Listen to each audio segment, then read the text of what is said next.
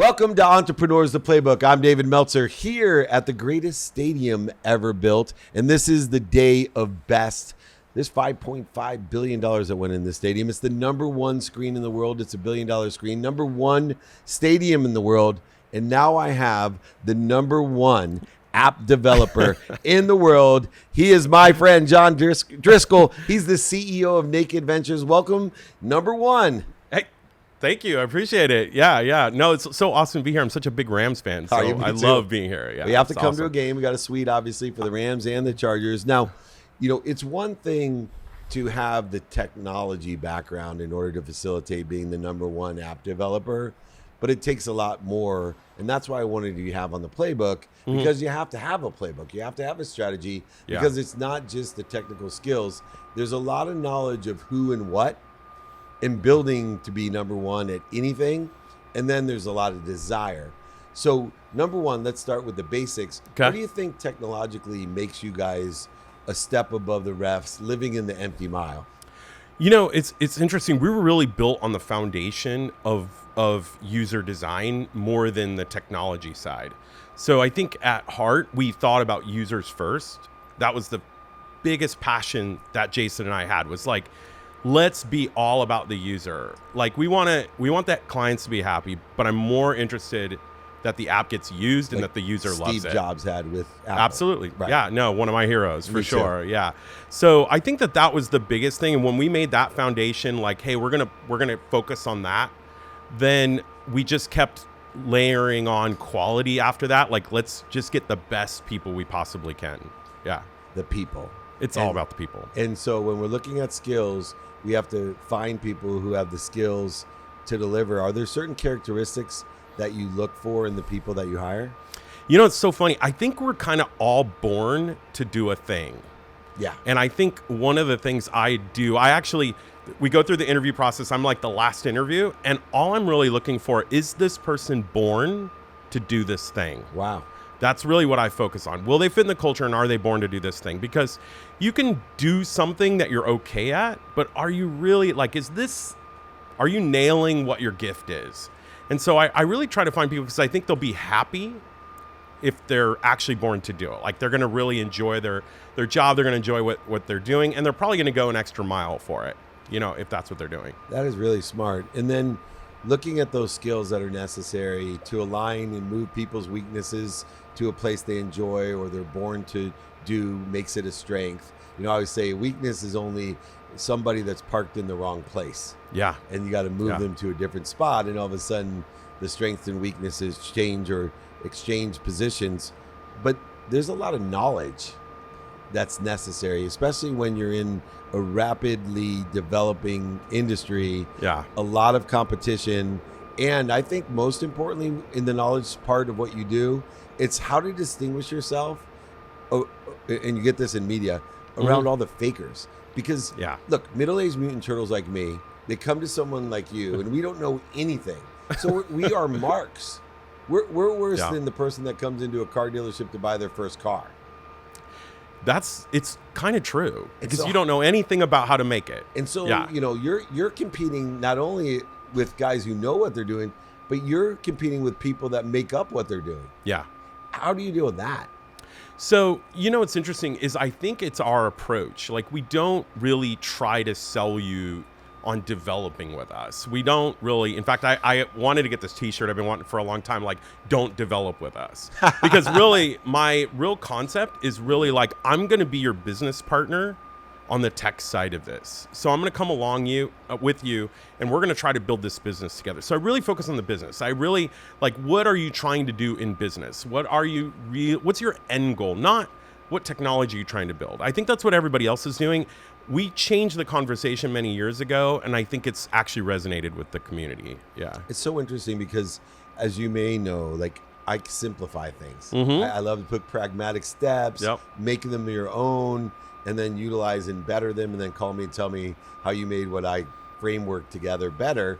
And one of the things that I think about because I know your firm, right? You've worked with the biggest stars, the biggest companies in the world, some in Orange County, some around the world, but they are literally some of the biggest companies and brands.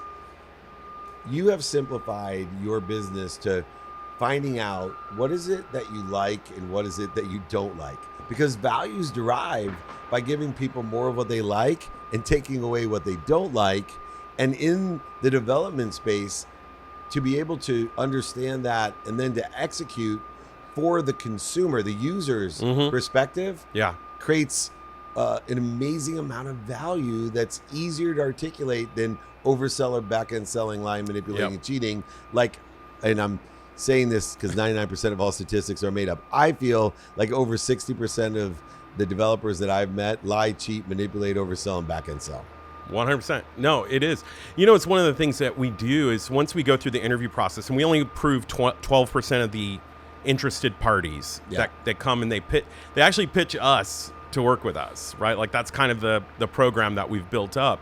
And once they pitch us and they go through that, one of the things we look for is if they are not open to changing what they're working on, we're not going to take that, because we need to come together as a team and build this together. And so if you have your ideas you're so sure of exactly what it needs to be, then we're really never going to be a team. It's going to be you dictating to us what we should do.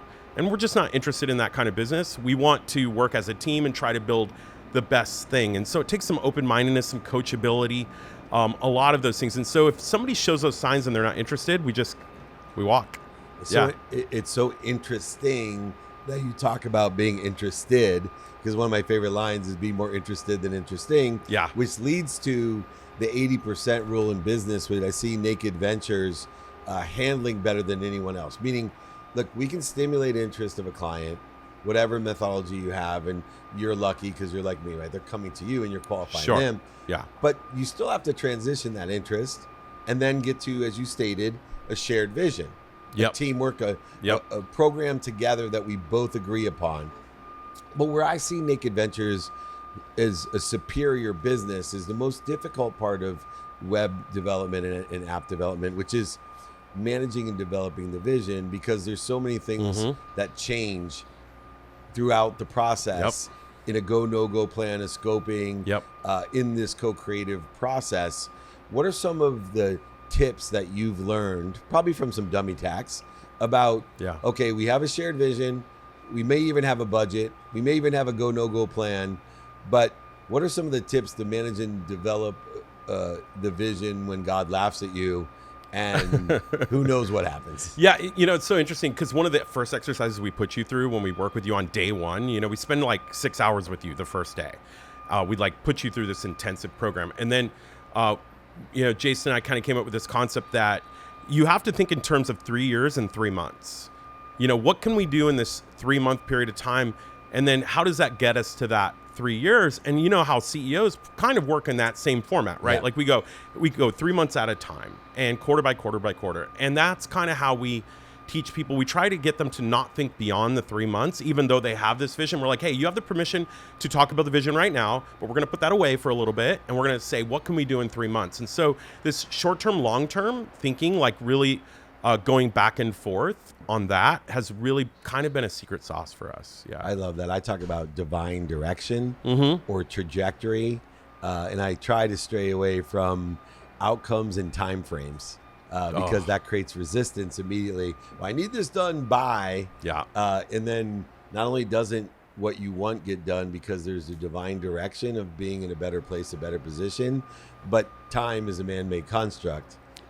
And development by its nature is co-creation.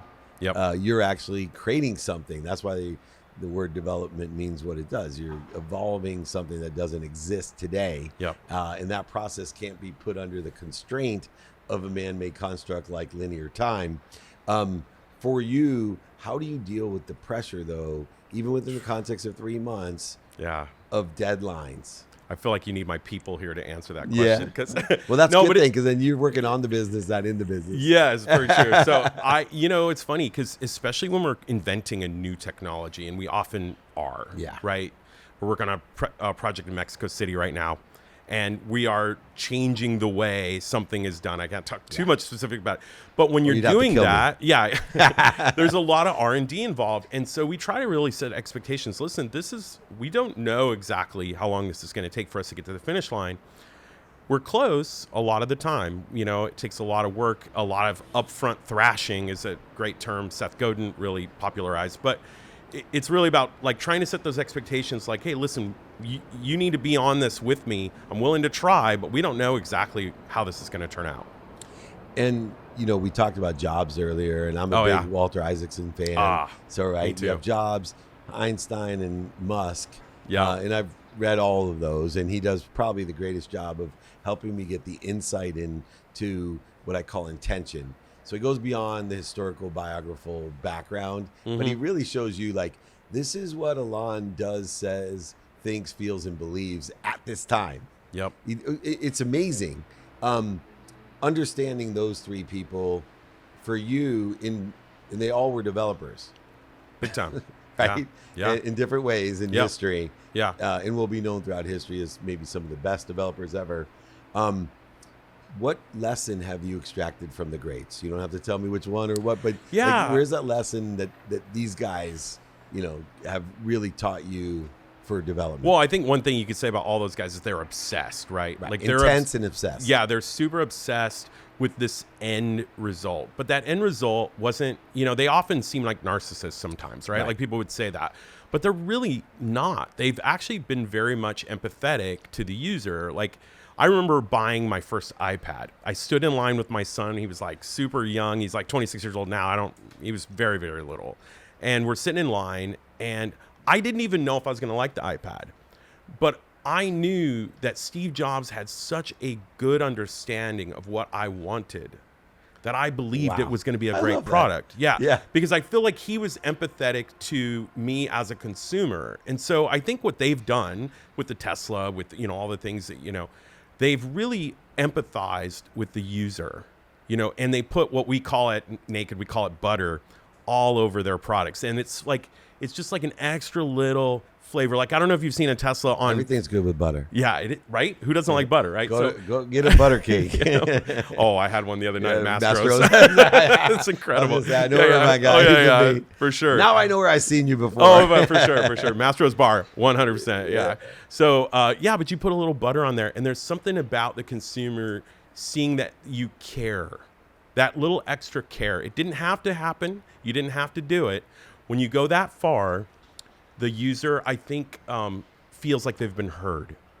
What's so interesting is, for me, those same mentors, those so greats, the icons for me, and especially Musk, right, is known for having Asperger's, and Jobs probably as well, Gates for sure. Sure. Wasn't around for Einstein, but he probably, considering what he achieved, probably had a different frequency. To politely say that, but empathy is a lot of times lacking, they say, with someone that thinks at that frequency. But what I found, it's a weighted empathy. And what I mean by that is, like you said, they weight the empathy of the end user, of saving the world, of changing the world, of providing the butter, with more than their employees. That's a good point. Right. Because their employees didn't feel that butter, did they? Right. No. And even Einstein, the other scientists, the schools, the institute, he was not well liked, right? They actually came up with an anti-relative, society for anti-relativism. I mean, anti-Semitic's one thing, but anti-relativism, all right. You must not have made a lot of friends within the physics community to be ostracized for 10 years, even though you're a genius. How have you been able to, and I'm lucky because I'm in your backyard. So not only do I know the exterior successes, I know people that work for you. I know people that have worked for you.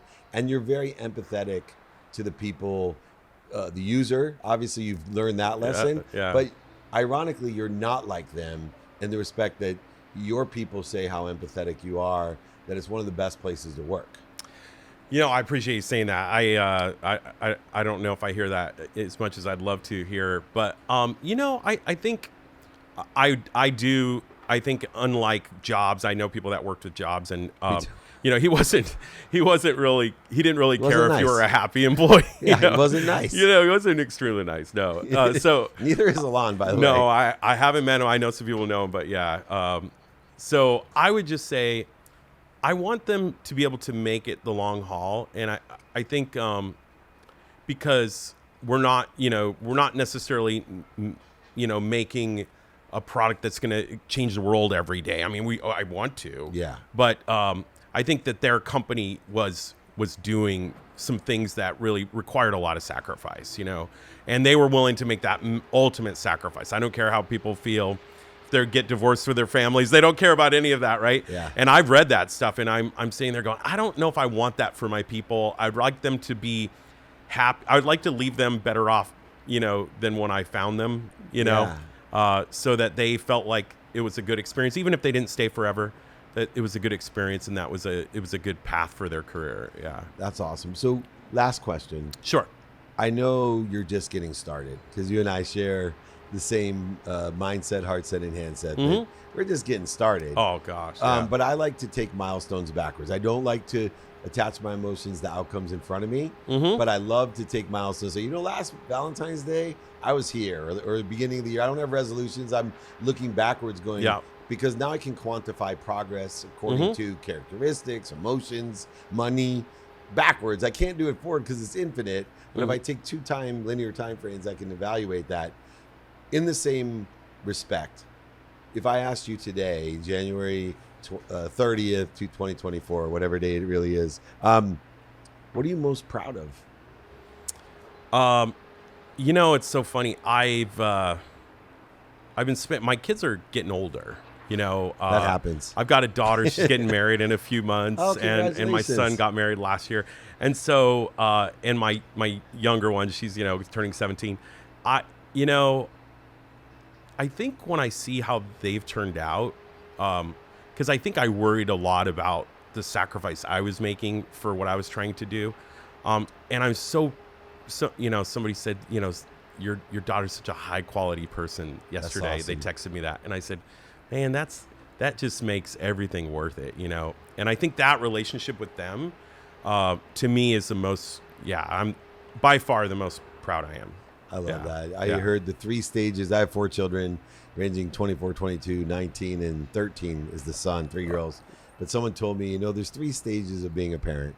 One is they idolize you, and then they demonize you, and then they humanize you. I like that. I like that. Most dads do. Yeah. It sounds like your kids are humanizing you, and we do. So.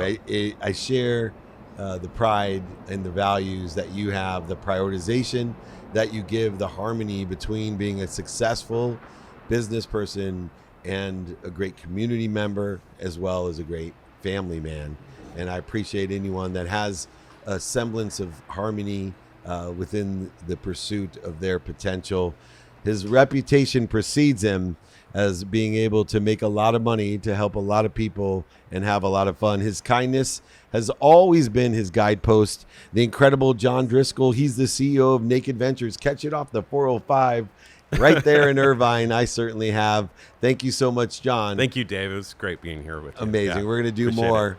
You've seen it here. This is Entrepreneurs, the Playbook.